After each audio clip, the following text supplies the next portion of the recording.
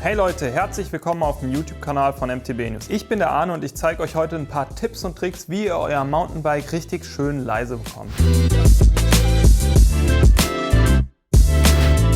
Für mich gibt es nichts Nervigeres, wenn ich irgendwie im Wald unterwegs bin, die Vögel zwitschern, ich habe einen richtig geilen Trail, es scheppert so richtig, aber leider scheppert das Bike auch, es klappert irgendwas, die Kette, die Züge, sonst was, es knarzt, es klappert, das ist wirklich für mich immer richtig schlimm und ich kann dann auch immer schwer zwischen den Fahreigenschaften und den Geräuschen separieren. Deswegen gilt für mich auf jeden Fall, nur ein leises Bike ist es ein schnelles Bike und wenn euer Bike vielleicht nicht ganz leise ist, vielleicht ziemlich laut sogar ist, dann haben wir jetzt hier ein paar super coole Tipps und Tricks, wie ihr wirklich einfach euer Bike absolut leise bekommt, sodass ihr flüsterleise und richtig schnell auf den Trails unterwegs seid.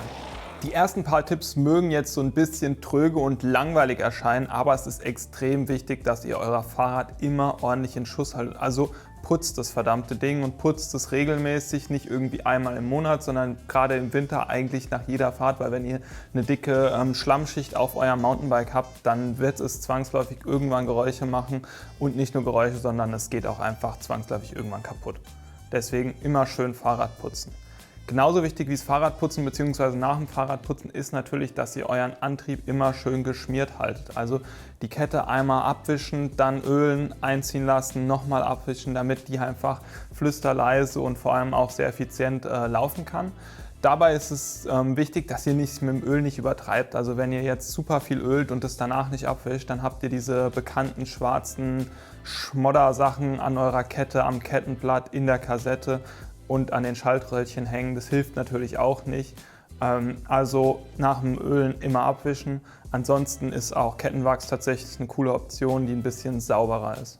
Neben so den reinen Pflegesachen ist es natürlich auch immer wichtig, dass euer Fahrrad einfach perfekt in Schuss ist. Also ich meine, das Erste, was man mit einem lauten, klappernden Rad impliziert, ist ja, dass irgendwas lose ist, irgendwas nicht fest ist, irgendwas kaputt ist, irgendwas kaputt gehen kann. Und das ist halt extrem wichtig, dass ihr erstmal sicherstellt, dass es nicht sowas ist. Also checkt eure Hinterbauachsen, checkt eure Vorderradachsen, checkt einfach alle Schrauben am Rad, checkt die Lagerbolzen, zieht einfach alles an, guckt regelmäßig nach, ob das angezogen ist, nimmt dafür am besten Drehmomentschlüssel, damit ihr es nicht irgendwelche Schrauben überzieht, aber guckt einfach, dass euer Fahrrad einfach top in Schuss ist und dann nichts irgendwie sein kann, das klappert und eventuell sogar zu einem Defekt führt.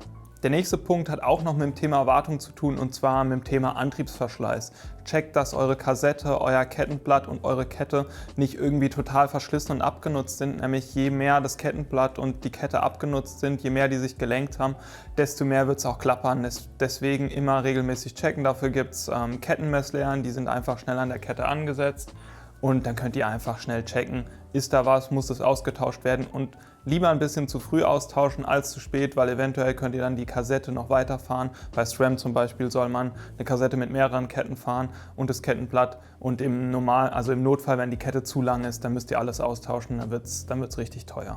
Ein Faktor, der relativ schnell zu einem ziemlich lauten Fahrrad führen kann, ist, wenn die Reibungsdämpfung im Schaltwerk ausgeschaltet ist. Bei Shimano und TRP könnt ihr diese Reibungskupplung einfach ausschalten zur Montage und so weiter.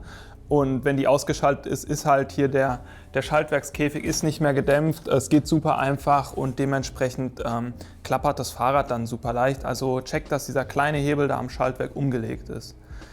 Außerdem, wenn ihr das Gefühl habt, okay, ich habe den Hebel jetzt umgelegt, aber so richtig gut dämpfen tut der wirklich nicht, gibt es bei diesen Schaltwerken auch die Option, diese Reibungskupplung einzustellen. Da könnt ihr mit einem Imbus einfach die ein bisschen fester stellen und dann bewegt sich der Käfig weniger, ihr habt ein leiseres Fahrrad.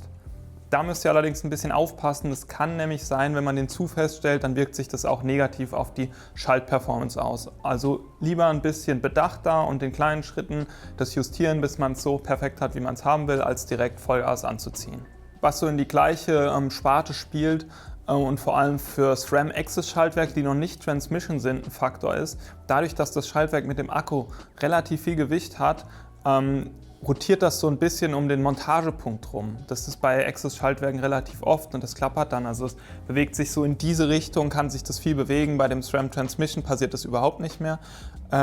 Und dadurch klappert das auch so ein bisschen mehr als ein herkömmliches Schaltwerk, weil das herkömmliche halt mit dem Schaltzug von oben nochmal so dagegen gedrückt wird, was tatsächlich ein Faktor ist.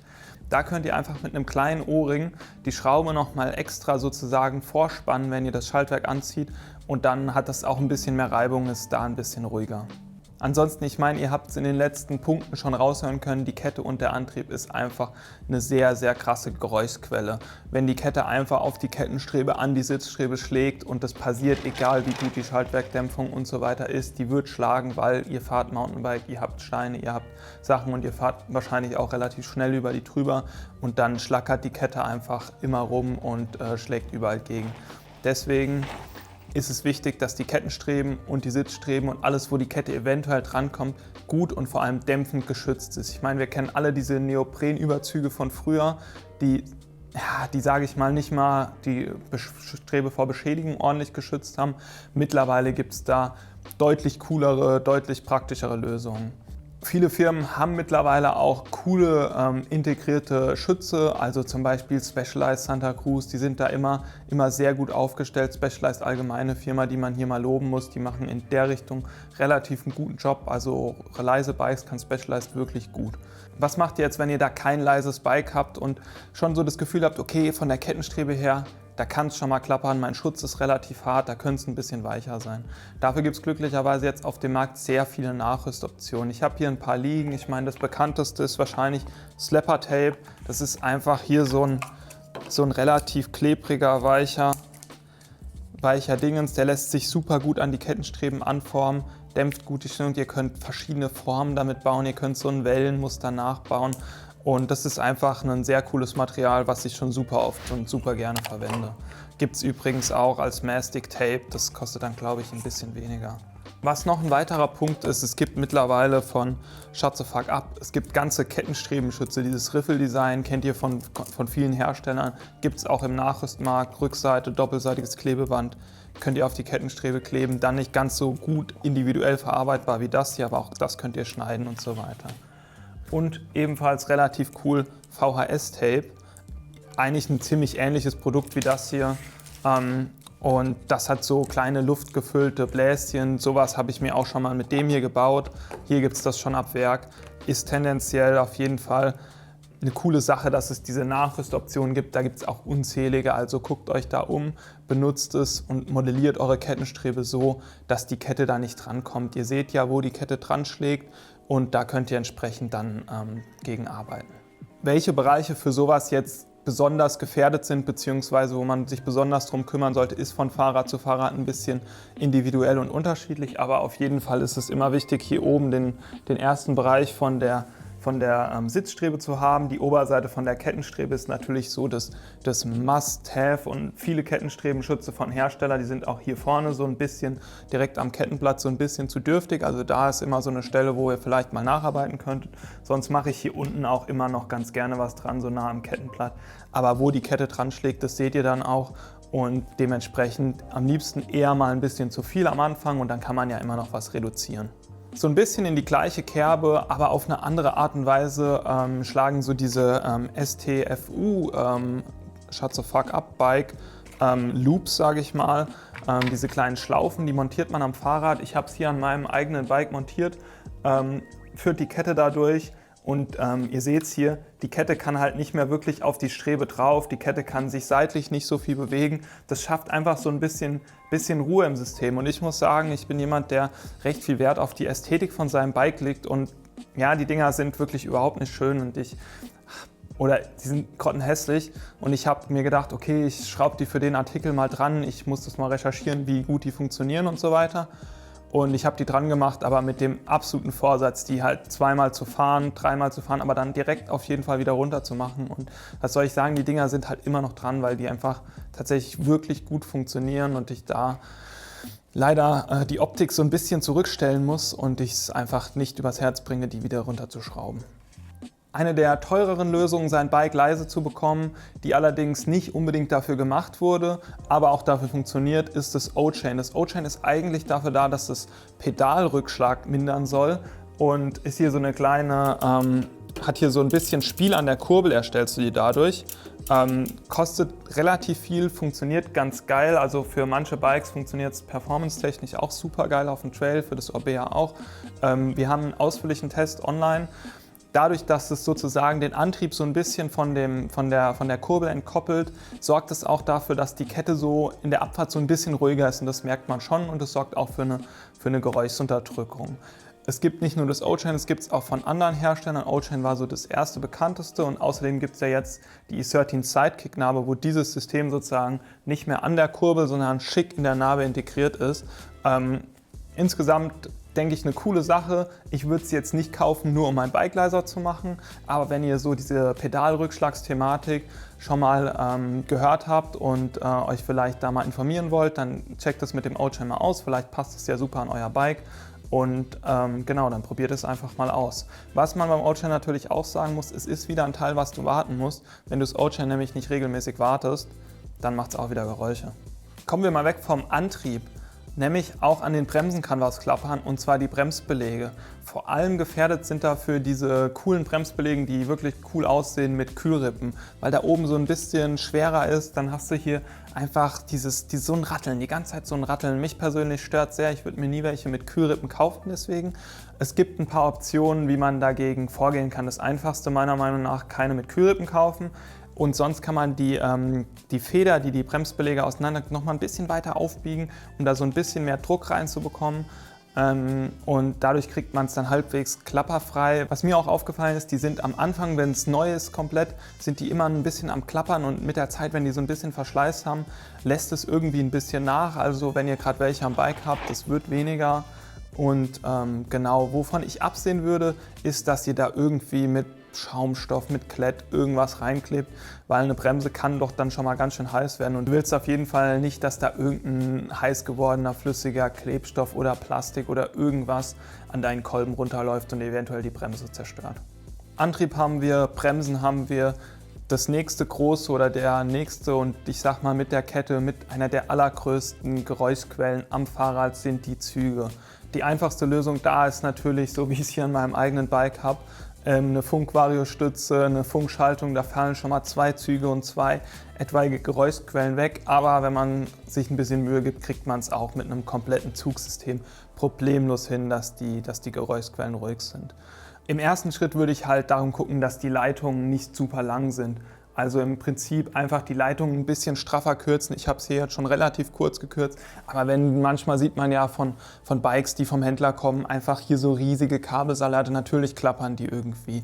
Und dann macht es Sinn, die Kabel noch so ein bisschen zusammenzuführen, ob das jetzt mit so extra dafür vorgesehenen Leitungsclips ist oder ob man da am Downhill-Bike habe ich Isolierband drum gewickelt und so weiter. Also da gibt es viele verschiedene Optionen, dass man einfach guckt, dass da vorne nicht irgendwie was klappert.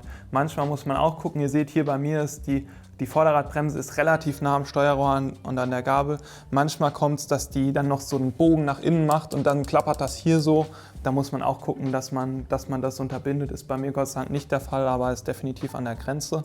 Das ist so auf jeden Fall die wichtigsten Sachen, dass man da ein bisschen aufpasst. Und sonst können die Züge natürlich auch im Rahmen klappern, was immer noch ein bisschen nervig ist, weil man sieht es ja nicht. Wenn es vorne klappert, siehst du, okay, es sind vorne meine Züge. Wenn es irgendwo im Rahmen klappert, ist zumindest bei mir immer direkt Alarm und das ist richtig nervig. Und da gibt es jetzt ja mehrere Optionen, also entweder dieses Tubes-in-Tubes-System, wo du die Kabel durchschiebst und die kommen hinten einfach wieder raus, oder es gibt lose Sachen, aber selbst wenn es im Tubes-in-Tubes-System ist, hatte ich einmal bei Yeti, mittlerweile ist es da nicht mehr so, dass die Hüllen im Rahmen waren einfach ein bisschen zu groß vom Durchmesser für den Zug und dann konnte der Zug da drin so ein bisschen klappern. Dann musste man eine Reihe Isolierband einmal drum machen, weiter reinschieben, nochmal Isolierband in ein paar Abständen und dann war Ruhe. Ein bisschen nervig, aber es lässt sich lösen. Wenn ihr jetzt einfach hier wie beim Orbea Züge habt, die gehen oben rein, die sind oben geklemmt und gehen dann einfach durch den Rahmen, aber da sind keine Hüllen drin, die laufen sozusagen frei, dann muss ich auf jeden Fall empfehlen, immer hier so eine Schaumstoffhülle, die gibt es einfach so zu kaufen, gibt es auch in unterschiedlichen Farben, wenn euch das Blau stört, so eine Schaumstoffhülle zu kaufen, den Zug hier durchzufädeln und dann klappert es einfach nicht so stark oder klappert es gar nicht. Also mit denen habe ich eigentlich, die habe ich bei meinen ganzen Bikes, sowas habe ich auch hier drin, und die sind ruhig, die klappern nicht. Das ist ein bisschen mehr Arbeit, das kann ein bisschen nervig sein, aber macht es auf jeden Fall, das lohnt sich. Sonst, wenn ihr außen verlegte Züge habt, guckt, dass die immer geklemmt sind. Immer Kabelbinder nehmen, niemals diese Bikes-Clips, die es für die Leitungsführung vom Hersteller gibt, die sind da ein bisschen schwachsinnig für, sondern immer kleine Kabelbinder nehmen, schön festziehen, abschneiden. Damit fahrt ihr da am besten. Ein weiterer Punkt, der dazu führen kann, dass es bei euch im Rahmen klappert, ist der Kofferraum. Mittlerweile kommen immer mehr moderne Bikes mit einem Kofferraum im Unterraum. Mein Orbea hat hier auch einen. Und da kann es halt einfach jederzeit passieren, dass was ihr da reingestopft habt, einfach anfängt zu klappern. Ich versuche immer, das möglichst fest hier schön unten reinzustopfen. Da habt ihr sozusagen das mit dem tiefen Schwerpunkt, schön das ganze Gewicht unten rein und dann versuche ich es immer schön reinzustopfen. Ich habe 2 Rahmenbags, die ich ineinander benutze, einfach damit da nichts passiert. Aber da kann halt immer eine Klapperquelle sein. Außerdem kann es passieren, dass euer Kofferraumdeckel, wenn ihr jetzt hier noch eine Flasche dran habt, je nach Hersteller sitzt der einfach nicht so super straff. Und wenn ihr dann hier relativ viel Gewicht habt, ich habe hier eine Flasche und eine One-Up-Pumpe dran mit einem Multitool drin, das ist natürlich relativ viel Gewicht. Und wenn das dann, während man irgendwo auf dem Trail ist, immer richtig daran rüttelt, dann kann es natürlich da auch knacksen, klappern. Wenn ihr sowas habt, ich habe das hier auch so ein bisschen gehabt, da habe ich so mit Mastic Tape so innen das so ein bisschen ausgeklebt und einfach für einen strafferen Sitz gesorgt. Aber das ist auch auf jeden Fall eine Quelle, wo es klappern kann.